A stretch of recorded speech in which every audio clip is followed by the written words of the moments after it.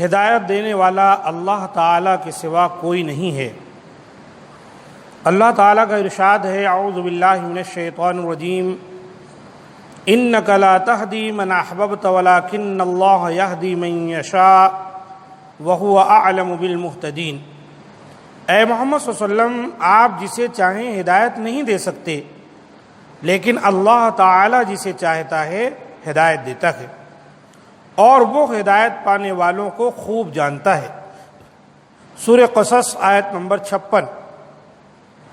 اور ایک مقام پر سعید بن مسیب رضی اللہ تعالیٰ عنہ اپنے باپ مسیب رضی اللہ تعالیٰ عنہ سے روایت کرتے ہیں کہ جب ابو طالب کی موت کا وقت آیا تو ان کے پاس رسول اللہ صلی اللہ علیہ وسلم تشریف لائے، اور اسی وقت ان کے پاس عبداللہ بن ابی امیہ اور ابو جہل بیٹھے تھے۔ چنانچہ آپ صلی اللہ علیہ وسلم نے فرمایا، یا عمی قل لا الہ الا اللہ کلمۃ احاج لک بہا عند اللہ، فقال له اترغب عن ملة عبد المطلب، فعاد علیہ النبی صلی اللہ علیہ وسلم فعاد فكان آخر ما قال هو على ملة عبد المطلب وابى ان يقول لا الہ الا اللہ، فقال النبی صلی اللہ علیہ وسلم لأستغفرن لك ما لم انه عنك، فانزل اللہ عز وجل ما كان للنبي والذين آمنوا ان يستغفروا للمشركين ولو كانوا اولي قربى،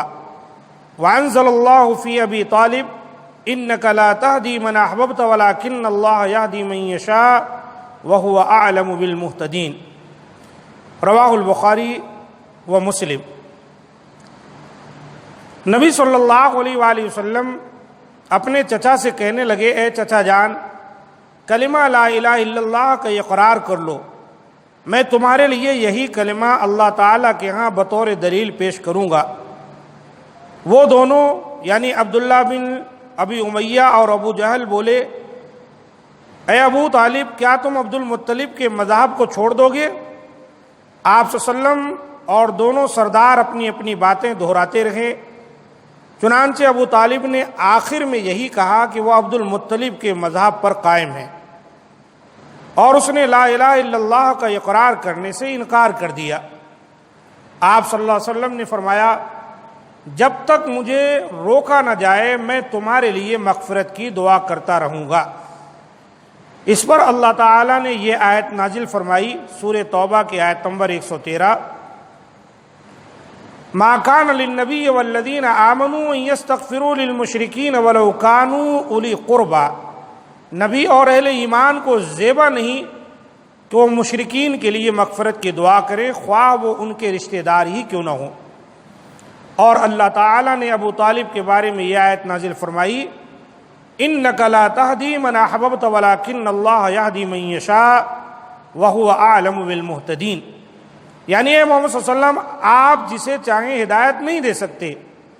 لیکن اللہ جسے چاہتا ہے ہدایت دیتا ہے، اور وہ ہدایت قبول کرنے والوں کو خوب جانتا ہے۔ تو ہدایت کہتے ہیں کسی کے دل کے اندر ہدایت کا مادہ ڈال دینا کہ جس سے وہ حق اور ناحق میں تمیز کرے اور حق کو قبول کر لے۔ کسی کے دل کے اندر یہ مادہ پیدا کرنا ہدایت اور رہنمائی کا، یہ اللہ تعالی وحدہ لا شریک ہی ڈالے گا جبھی وہ ہدایت قبول کرے گا۔ ہاں، کسی کو ہم راستہ دکھا سکتے ہیں، جو ہدایت کا راستہ ہے، جو سیدھا راستہ ہے، قرآن و سنت کا راستہ ہے، توحید و سنت کا راستہ ہے، اس کی طرف ہم اور آپ رہنمائی تو ضرور کر سکتے ہیں، لیکن اس کے دل میں ہدایت ڈالنا یہ اللہ تعالیٰ کا کام ہے۔ قرآن مجید میں اللہ تعالیٰ نے ایک مقام پر فرمایا ہے، وَإِنَّكَ لَتَهْدِي إِلَىٰ صِرَاطٍ مُسْتَقِيمٍ، اے نبی صلی اللہ علیہ وسلم، یقیناً آپ سیدھے راستے کی رہنمائی کر سکتے ہیں، لیکن اس کے دل میں ہدایت ڈالنا، جیسے نبی صلی اللہ علیہ وسلم کی بہت زیادہ خواہش تھی کہ آپ کے چچا ابو طالب ایمان لائیں، کیونکہ مکے کے اندر ابو طالب نے نبی صلی اللہ علیہ وآلہ وسلم کی جانب سے بہت زیادہ دفاع کیا، حالانکہ وہ مشرک تھے، کفر پر تھے، لیکن اس کے باوجود کفار و مشرکین کے لیے ہمیشہ آپ صلی اللہ علیہ وسلم کے حق میں ایک دیوار بن جاتے تھے۔ اور جب تک ابو طالب زندہ تھے کفار مکہ کی ہمت نہیں ہوئی کہ برملا نبی صلی اللہ علیہ وآلہ وسلم کو کوئی ایذا پہنچائے۔ ابو طالب کے وفات کے بعد وہ لوگ ہلہ بول دی، اسی لیے نبی صلی اللہ علیہ وسلم کی بہت زیادہ خواہش تھی کہ میرے چچا ابو طالب جن کے اتنی خدمات ہیں میرے تئیں، ان کو ہدایت مل جائے۔ اور آپ اس سلسلے میں تبلیغ کرتے رہتے تھے، حتیٰ کہ جب ان کے موت کا وقت آ گیا تو بھی ان کے پاس پہنچ گئے اور کہنے لگے یا عمی، اے چچا جان، قل لا الہ الا اللہ، کہیے لا الہ الا اللہ، اللہ ہی معبود برحق ہے، اس کا اقرار کر لیجئے۔ یہ ایک ایسا کلمہ ہے احاج لک بہا عند اللہ، اگر آپ یہ کہہ دیے نا تو قیامت والے دن اللہ کے سامنے میں جھگڑا کروں گا، بات رکھوں گا، حجت کروں گا کہ اللہ میرے چچا نے یہ کلمہ مرتے مرتے پڑھ لیا تھا۔ یہ گویا اس حدیث کی طرف اشارہ ہے،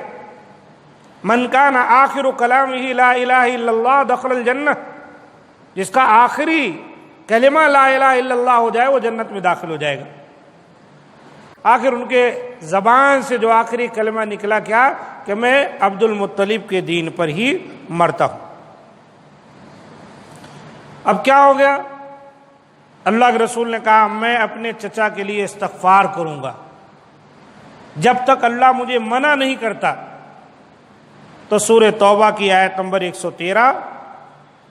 اور اسی طریقے سے سورہ قصص کی آیت نمبر 56 نازل ہوئی، جس میں کہا گیا ہے نبی، جو لوگ کفر پر مر جائیں،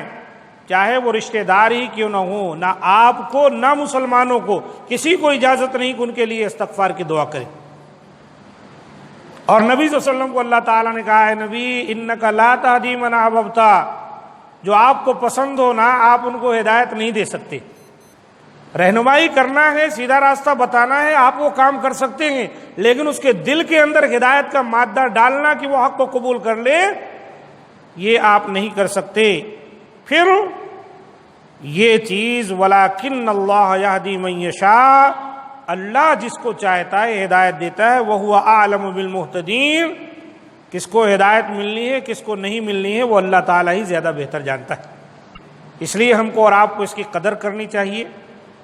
اور اللہ کا شکر ادا کرنا چاہیے کہ مولا کریم نے حق کی طرف ہدایت دی ہے، صراط مستقیم کا راستہ دکھایا ہے، قرآن و سنت کا راستہ ہم سمجھ گئے ہیں، اس پر عمل کرنے کی توفیق دے اور مولا کریم گمراہی سے محفوظ رکھے۔ ھذا ما عندی، سبحان ربک رب العزۃ عما یصفون وسلام علی المرسلین والحمد للہ رب العالمین۔